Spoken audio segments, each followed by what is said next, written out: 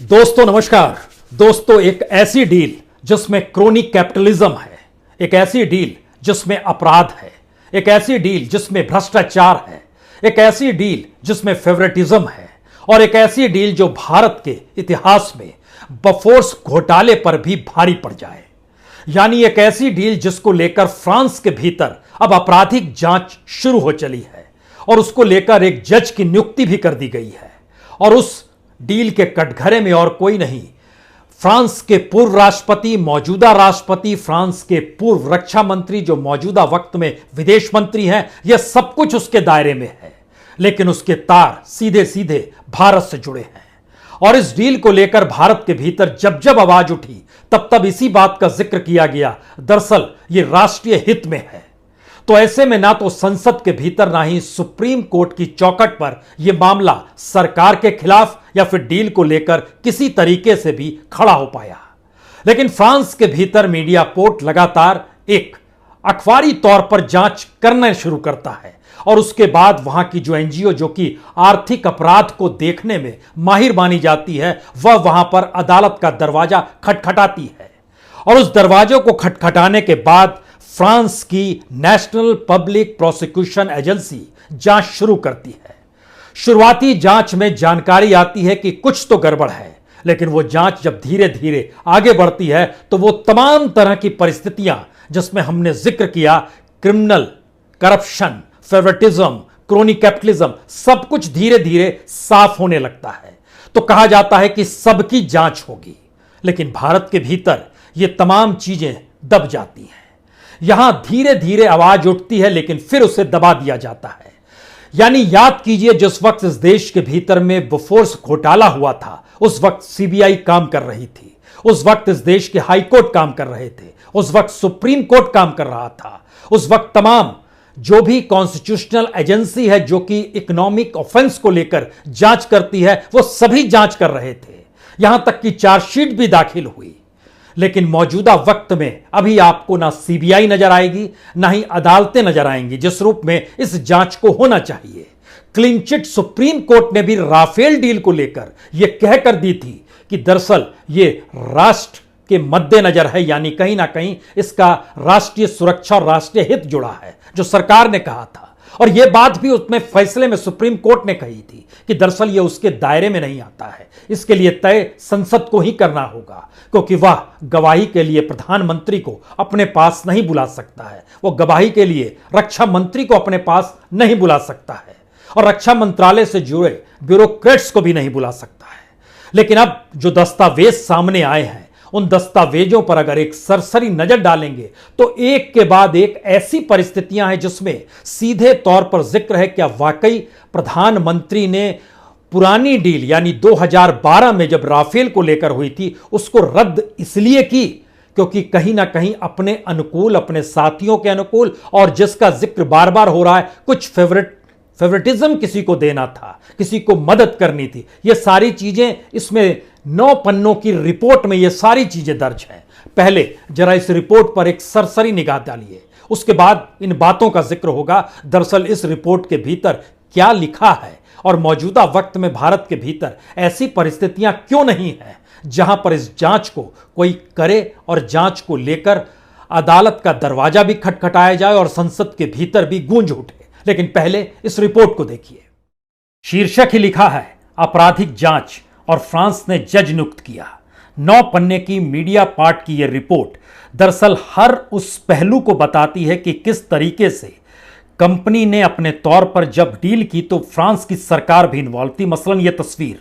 France के रक्षा मंत्री Florence Parly के साथ अनिल अंबानी दिखाई दे रहे हैं। इस रिपोर्ट के भीतर इन बात का जिक्र है कि शुरू में ही मीडिया पार्ट ने इस बात का जिक्र किया था कि यह पूरा आपराधिक आर्थिक घपले का मामला है, जिसको वहां की सरकार यानी उस वक्त वहां की जो प्रोसिक्यूशन एजेंसी है उसने इनकार कर दिया था पीएनएफ ने जांच के लिए। लेकिन उसके बाद एनजीओ शॉर्पा, जो कि मानी जाती है विशेषज्ञ है आर्थिक अपराधों को लेकर, उसने पूरी रिपोर्ट बनाई और फिर सरकार के दरवाजे पर यह कहकर दस्तक दी कि इसकी जांच होनी चाहिए। एक मजिस्ट्रेट की नियुक्ति हुई। जांच नियुक्ति के बाद जब पूरी रिपोर्ट निकल कर आई तो उसने इस दिशा में इस बात की जरूरत महसूस की कि किसी भी कंपनी के साथ दो बार डील दो सरकार कैसे कर सकती है किसी एक ही देश की, और उसमें 2012 की डील जो मनमोहन सरकार के वक्त की डील थी और 2015 की डील जो मोदी सरकार के साथ की डील थी, उसका जिक्र किया गया। उस वक्त HAL सरकार की तरफ से कंपनी थी, भारत सरकार की तरफ से, लेकिन इस वक्त किस तरीके से रिलायंस कंपनी का नाम सामने आ गया। अनिल अंबानी को प्रधानमंत्री मोदी के करीब बताया गया है इस रिपोर्ट में, और इसीलिए इस रिपोर्ट के भीतर नागपुर की उस जगह की यह तस्वीर है जहां पर 18 अक्टूबर 2018 को प्लांट लगाया गया था डसॉल्ट रिलायंस एरोस्पेस लिमिटेड का।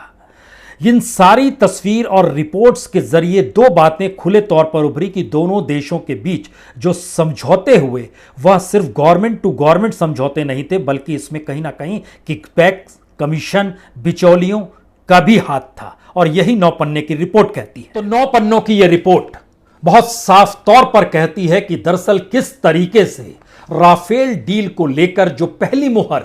एक वक्त कांग्रेस की सरकार ने लगाई थी, उस पूरी मुहर को ही बदल डाला मोदी सरकार ने,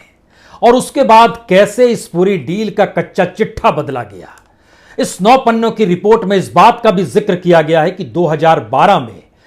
डसॉल्ट एविएशन के साथ 126 राफेल का जो कॉन्ट्रैक्ट हुआ, उसमें भारत की तरफ से जो साझेदार कंपनी थी वो HAL थी, यानी हिंदुस्तान एरोनॉटिक्स लिमिटेड। लेकिन मार्च 2015 में जब इस पर मुहर लगने वाली थी, उसी समय यह डील फाइनल होने से पहले लड़खड़ा जाती है, और डसॉल्ट एविएशन के अधिकारी पहुंचते हैं बेंगलोर में HAL की कंपनी में। वहां पर HAL के चीफ की मौजूदगी, वायुसेना अध्यक्ष की मौजूदगी, और झटके में यह डील उस वक्त HAL के हाथ से निकल जाती है, यानी भारत की ही कंपनी जो हिंदुस्तान एरोनॉटिक्स लिमिटेड है, उसकी जगह वहां पर एक दूसरी कंपनी आती है। यह रिलायंस कंपनी है जो अनिल अंबानी की कंपनी है, और डसॉल्ट और अनिल अंबानी की कंपनी मिलकर एक साझी कंपनी बनाते हैं। उस कंपनी का नाम दिया जाता है डसॉल्ट रिलायंस एरोस्पेस लिमिटेड, जिसकी नींव अक्टूबर 2018 में नागपुर में पड़ती है, जहां पर यह कंपनी खोली गई है। हालांकि बड़ी छिटपुट अवस्था में अभी नागपुर में यह कंपनी है, लेकिन सबसे महत्वपूर्ण बात है कि इस डसॉल्ट रिलायंस एरोस्पेस लिमिटेड में 51% रिलायंस यानी अंबानी की कंपनी का, और डसॉल्ट के पास 49%। इस रिपोर्ट में इस बात का भी जिक्र किया गया कि दरअसल इसमें जो इन्वेस्टमेंट का जिक्र है वह बड़ा रोचक है। 94% इन्वेस्टमेंट डसॉल्ट को करना है, जिसके पास 49% शेयर है, और 51% की शेयर वाली अंबानी को वहां पर सिर्फ 6% करना है, यानी 169 मिलियन यूरो में से 159 मिलियन यूरो डसॉल्ट देगी, और सिर्फ 10 मिलियन यूरो जो है वो अंबानीज देंगे, लेकिन कंपनी में शेयर 51% अंबानीज का रहेगा। यह पहली स्थिति बहुत साफ तौर पर इस 9 पन्नों की रिपोर्ट में दर्ज है। दूसरी परिस्थिति बहुत साफ है कि जिस तरीके से 26 मार्च 2015 को जो रिलायंस और डसॉल्ट के बीच में NOC फाइनल साइन हुए थे, उसके बाद ही प्रधानमंत्री अप्रैल के महीने में 10 अप्रैल को वो फ्रांस गए थे, जहां पर इस राफेल को लेकर समझौता किया गया और इसकी जानकारी भारत में दी गई। अब किसी तरीके से कोई भी घपला घोटाला, किकबैक्स बफोर्स की तर्ज पर नहीं हो सकता है, क्योंकि गवर्नमेंट टू गवर्नमेंट समझौता हो रहा है। लेकिन गवर्नमेंट टू गवर्नमेंट समझौते की ही यह नई परिस्थिति खोल देती है जब आपराधिक जांच और कोई नहीं, फ्रांस की नेशनल पब्लिक प्रोसिक्यूशन एजेंसी अब इसकी जांच कर रही है और एक जज की नियुक्ति हो गई है। यानी उस वक्त के राष्ट्रपति और उसके बाद राष्ट्रपति जो मैक्रोन है और भारत के प्रधानमंत्री नरेंद्र मोदी के बीच जो ये पूरी के घटनाक्रम है, इसकी जांच फ्रांस में होगी। अब मान लीजिए कि फ्रांस के भीतर अगर अपराधी घोषित हो भी जाते हैं, उसका असर भारत पे नहीं पड़ेगा। इसीलिए भारत के भीतर जब सुप्रीम कोर्ट के पास यह मामला गया तो राष्ट्रहित में सुप्रीम कोर्ट ने इस पूरे राफेल डील को क्लीन चिट दे दी, क्योंकि सरकार ने कहा था और उन्होंने कहा था कि ये हमारी जांच के दायरे में नहीं आते हैं, क्योंकि हम जब जांच करना शुरू करेंगे तो ऐसे में प्रधानमंत्री को गवाही के लिए बुलाने का अधिकार हमारे पास नहीं, रक्षा मंत्री को नहीं, ऐसी डील को लेकर वहां के बड़े ब्यूरोक्रेट्स को रक्षा मंत्रालय के नहीं बना सकते हैं। तो ऐसे में फिर चंद पन्नों का जिक्र इसी रिपोर्ट के भीतर है, जो आपको जानकारी देता है कि किस तरीके से सरकार ने अपने तौर पर जब डील की तो 2015 में, यानी सरकार, मोदी सरकार उस समय बन चुकी थी। उसके डॉक्यूमेंट्स बहुत साफ तौर पर बताते हैं कि 2015 में जब प्रधानमंत्री फ्रांस पहुंचे थे और वो डील कर रहे थे, तो उसके पहले देश के भीतर में ऐसी व्यवस्था की गई थी कि अगर कोई कंपनी के रिप्रेजेंटेटिव के तौर पर खुद को सामने रखता है तो उसको बिचौलिया नहीं माना जाएगा और इसको लीगल फीस के तौर पर माना जाएगा, जिसका जिक्र उस वक्त के पारिकर साहब ने किया, जो कि रक्षा मंत्री हुआ करते थे, और सरकार ने अपने तौर पर उसको लीगल फीस के तौर पर लिया। लेकिन उसमें अगला सवाल यह था कि बिचौलिए की भूमिका को लेकर क्या वाकई इस देश की धारणा बदल गई। हालांकि इस बात का जिक्र बार बार किया गया कि किसी भी रक्षा डील में भारत के भीतर से कभी बिचौलिए का जिक्र नहीं, कभी कमीशन की बात नहीं होगी, किसी के जरिए अब कुछ नहीं किया जाएगा। लेकिन फ्रांस में जो जांच हो रही है उसमें यह सारी चीजें निकल कर आ रही है। एक क्षण के लिए आपको याद फिर से बोफोर्स इसलिए करना पड़ेगा क्योंकि बोफोर्स के वक्त जब 1986 में यह डील हुई थी, उस डील के तकरीबन एक साल के बाद स्वीडिश रेडियो ने सिर्फ एक लाइन जिक्र किया था कि भारत के साथ जो बोफोर्स की डील हुई है स्वीडिश कंपनी की, उसमें किकबैक्स लिए गए हैं। जो ये घूस का मसला था, जो कमीशन का मसला था, वो किकबैक शब्द यूज किया गया था और 1987 में ही उस वक्त के प्रधानमंत्री राजीव गांधी ने बोफोर्स कंपनी को ब्लैकलिस्टेड कर दिया। 99 में ब्लैकलिस्ट कंपनी का तबका हटा दिया वाजपेयी सरकार ने, क्योंकि उस वक्त करगिल हो रहा था और जरूरत थी इस देश को भीतर में उस हाफ्जर जिस का लेकर डील हुई थी, जो पूरी की पूरी बोफोर्स तोप की जो डील हुई थी, वह करगिल में उसने कमाल काम भी किया था। ठीक इसी तरीके से राफेल लड़ाकू विमान का कोई जोड़ अंतर्राष्ट्रीय तौर पर नहीं है, इससे कोई इनकार नहीं करेगा। लेकिन फिर सवाल उस डील का आता है जिस डील ने बोफोर्स घोटाले के वक्त राजीव गांधी की कुर्सी हिला दी थी और उन्हीं के कैबिनेट मिनिस्टर से निकले हुए वीपी सिंह देश भर में घूमते थे और कहते थे मेरी जेब के भीतर में डील करने वालों के नाम हैं, क्या मैं बता दूं? वो नाम नहीं बता पाए प्रधानमंत्री बनने के बाद, लेकिन उस डील ने लोगों को हिला दिया कि जब ऊपरी स्तर पर इस तरीके से करप्शन हो और इस तरीके से क्रिमिनल करप्शन हो तो फिर सरकार को रहने का हक नहीं है। वीपी सिंह देश के प्राइम मिनिस्टर बन गए, लेकिन मौजूदा वक्त में आपको सरकार के भीतर से कभी कोई ऐसी आवाज नहीं सुनाई देगी।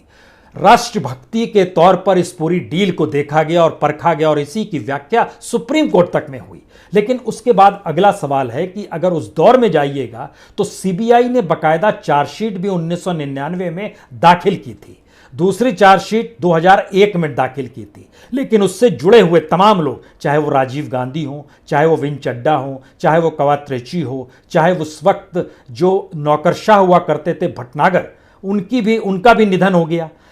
एस के भटनागर होते थे, वह भी नहीं रहे, जो कि डिफेंस सेक्रेटरी हुआ करते थे। लेकिन मौजूदा वक्त में आपको ऐसी चीजें सुनने को नहीं मिलेगी, हो सकता है आपको पता ही ना हो डिफेंस सेक्रेटरी इस देश का कौन है। ये जानकारी डिफेंस मिनिस्टर को लेकर भी आपके जहन में आ सकती है, कौन है। ये सारे सवाल इसलिए बड़े महत्वपूर्ण हो चले हैं क्योंकि जब एजेंसी चेक एंड बैलेंस करने की स्थिति में सरकार के निर्णय को लेकर नहीं रहेगी तो फिर देश के भीतर कोई आवाज सुनाई नहीं देगी। लेकिन यह आवाज जब पहली बार राफेल डील की आपराधिक जांच और फ्रांस में जज नियुक्ति की बात वहां पर निकल कर आई तो इसको जाहिर है भारत के भीतर छिटपुट आवाज आपको सुनाई विपक्ष के तरीके देने लगी होगी। लेकिन फिर लौटिए इसी तरफ, क्योंकि इस डील के बाद ही रिलायंस के जो मालिक हैं अनिल अंबानी, उनकी कंपनी ने उस वक्त जो फ्रांस के राष्ट्रपति थे फ्रैंको होलंदे, उनकी एक फिल्म निर्माता पार्टनर हुआ करती थी जूलिया गाइट, उन्होंने एक फिल्म बनाई थी और संयोग से उस फिल्म को बनाने में पैसा अनिल अंबानी की कंपनी लगाया था। अल्फांदो ने बहुत साफ तौर पर कहा कि हमें नहीं पता था कि ये कंपनी है या वो कंपनी है, इसमें आप फेवरेटिज्म मत देखिए या इसमें लाभ की परिस्थिति को मत देखिए। चलिए, इसको नहीं देखा गया। उसके बाद निकल कर आया कि जो डील हो रही थी इससे पहले 2012 में उसी कंपनी के साथ अप्रैल 2015 में पूरी डील रद्द करके नई डील करने की परिस्थितियां क्यों पैदा हो गई, यह भी 9 पन्नों की रिपोर्ट के भीतर दर्ज है। और एक सवाल उठाया गया है, क्या ऐसी परिस्थिति दुनिया में कहीं भी बन सकती है? क्योंकि वहां पर जो नेशनल पब्लिक प्रोसिक्यूशन एजेंसी जो पीएनएफ है, उसने बहुत साफ तौर पर कहा है कि जो 36 रफाल जिसकी कीमत तकरीबन 7.8 बिलियन यूरो या कहें 9.3 बिलियन डॉलर या फिर यहां के हिसाब से कहें लगभग आज की तारीख में ये 70,000 करोड़ रुपए बनते हैं। इस पूरी प्रक्रिया के भीतर में इस बात का इसने जिक्र किया है कि दरअसल बिचौलियों को करोड़ों रुपए कमीशन के तौर पर गुप्त रूप से दिए गए और इसमें सरकार के अधिकारियों को भी दिए गए। इसका जिक्र भी इस रिपोर्ट में है जो अब निकल कर आई है, जिसके आधार पर फ्रांस अब जांच करने की शुरुआत कर रहा है जज की नियुक्ति के साथ ही। और जो पेरिस की जो वित्तीय केंद्र की सबसे संवेदनशील कानूनी फाइलें मानी जाती हैं उसमें राफेल डील की फाइल को भी रख दिया गया है। यानी फ्रांस की सरकार ने जो सबसे संवेदनशील कानूनी फाइलें जो दो देशों के बीच हुई डील के मद्देनजर वहां के नियम कायदों के हिसाब से मानी जाती है, उसमें अब राफेल डील का नाम भी आ गया है। तो क्या इसकी जांच इस देश के भीतर में नहीं होनी चाहिए? और क्या इस देश के भीतर की परिस्थितियां अलग बदल गई, कानून अलग बदल गया? क्योंकि डॉक्यूमेंट्स इस दिशा में भी ले जाते हैं कि उस वक्त जो फ्रांस के रक्षा मंत्री थे फ्लोरेंस पार्ले,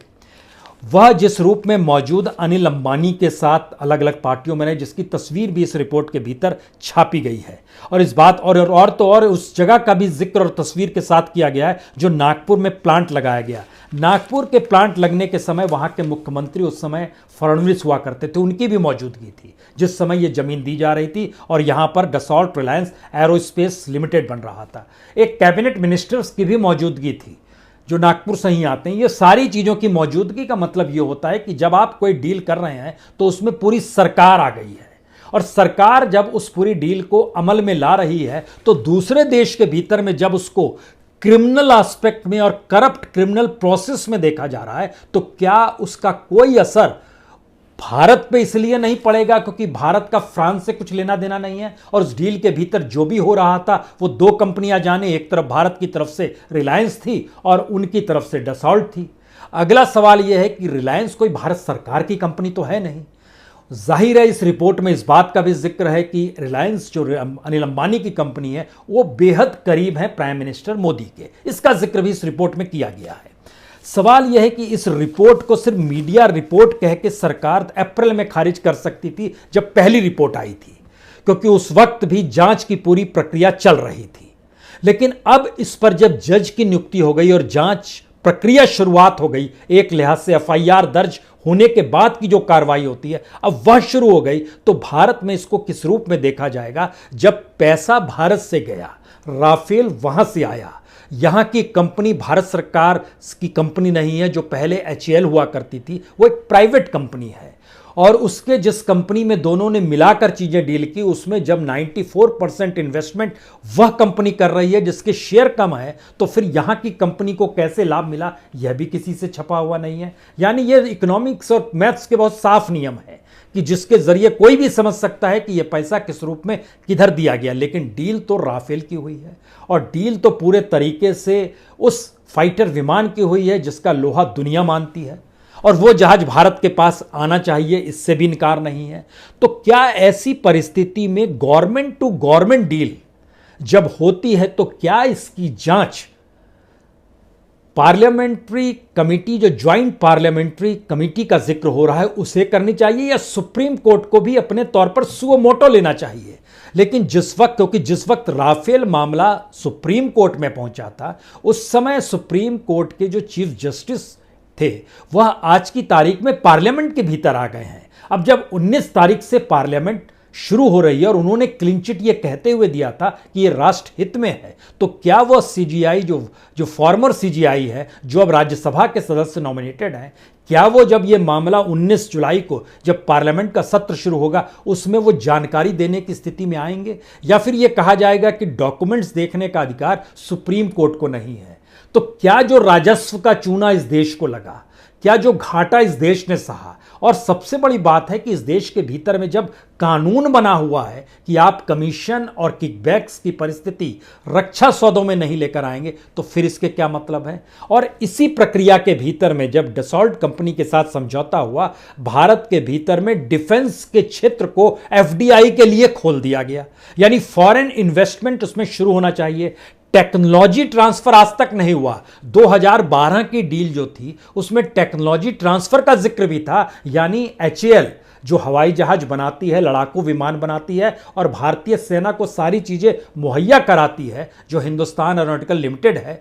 उसको जब अलग कर दिया गया और जिस कंपनी को दिया गया उस कंपनी को तो कोई अनुभव ही नहीं है। तो इसका मतलब है कि टेक्नोलॉजी ट्रांसफर होनी चाहिए और भारत के भीतर FDI को लेकर भी जो सपने और ख्वाब देश के सामने रखे गए, उसका मकसद यही था कि हम इसीलिए FDI के लिए रास्ता खोल रहे हैं जिससे टेक्नोलॉजी भी भारत में आए। लेकिन आज की तारीख तक किसी भी देश की किसी भी कंपनी ने कोई टेक्नोलॉजी भारत में ट्रांसफर नहीं की। FDI जरूर आ रही है लेकिन उससे डील फिर कुछ प्राइवेट कंपनियां ही कर रही है और सरकार ने अपने तौर पर मान लिया कि कंपनी जिसके साथ भी समझौता हो, अगर वह कंपनी के रिप्रेजेंटेटिव के तौर पर कुछ रख रहा है तो उसे जब हम पैसा देते हैं तो वह लीगल फीस होती है। यानी बफोर्स घोटाले से लेकर राफेल तक पहुंचते पहुंचते इस देश के भीतर में डिफेंस डील के तौर तरीके बदल गए। बफोर्स घोटाले से लेकर राफेल तक पहुंचते पहुंचते प्रधानमंत्री की मौजूदगी इस देश को चलाने को लेकर जिस रूप में होनी चाहिए वह भी तौर तरीके बदल गए। उस वक्त यह नहीं कहा गया था कि हमें जनता ने चुना और हमारा यह अधिकार है। इस वक्त यह कहा जाता है हमें जनता ने चुना और हमारे पास सारे अधिकार हैं।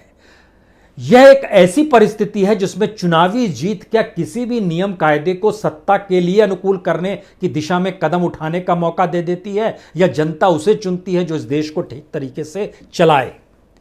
ये सारे सवाल क्या मौजूदा वक्त में उठेंगे या इसको उठने का मौका भी दिया जाएगा? क्योंकि इस रिपोर्ट के भीतर में आखिरी बात जो सबसे महत्वपूर्ण रखी गई है उसका जिक्र इसलिए बहुत आवश्यक है क्योंकि इसमें बहुत साफ लिखा गया है कि भारत के साथ हुई रफाल डील की आपराधिक जांच करने के लिए एक फ्रांसीसी जज को नियुक्त किया गया है और पिछले शुक्रवार यानी एक दिन पहले ही PNF जो कि वहाँ की राष्ट्रीय पब्लिक प्रोसिक्यूशन एजेंसी है, उसने बहुत साफ तौर पर कहा कि 2016 में भारत के साथ हुई इस करोड़ों रुपए की विवादित फाइटर जेट डील पर भ्रष्टाचार के आरोप का साया है। शायद इसीलिए इसकी सफाई की जरूरत है और ये फाइल सबसे संवेदनशील है। तो फ्रांस के दरवाजे और फ्रांस की सरकार ही कटघरे में है और फ्रांस के भीतर जांच करने वाली एजेंसी ही इसकी जांच कर रही है। क्या भारत के भीतर यह कल्पना की जा सकती है कि भारत की सरकार कटघरे में हो और यहां की कोई जांच एजेंसी उसकी जांच करे? कॉन्स्टिट्यूशन तो कहता है कि कॉन्स्टिट्यूशनली जो स्वायत्त संस्थाएं हैं उनको यह अधिकार है, लेकिन मौजूदा वक्त को परिभाषित कीजिएगा तो शायद आपको यह अजूबा लगे। यह कैसे हो सकता है कि इस देश के भीतर में CBI या अदालतें भी अपने तौर पर सरकार को कटघरे में खड़ा करके पूछे ये गड़बड़ी आपने की है? ऐसा हो सकता है क्या? सोचिए। बहुत बहुत शुक्रिया, बहुत बहुत शुक्रिया।